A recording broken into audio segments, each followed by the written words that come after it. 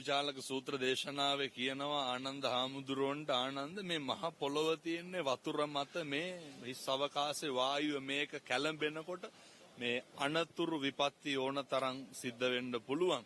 අපි උපක්‍රමශීලී වෙලා ඉන්න ඕනේ.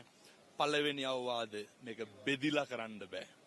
මේක පක්ෂවලට මේක ජාතිවලට තමයි පක්ෂවලට බෙදිලා කරන්න බෑ. අපි යුද්ධෙන් බැට කෑවා, සුනාමියෙන් බැට කෑවා, කාස්ට්‍රියෙන් බැට කෑවා, කොවිඩ් එකෙන් බැට කෑවා. අපි හැම එකක්ම සතියෙන් දෙකෙන් අමතක කරා.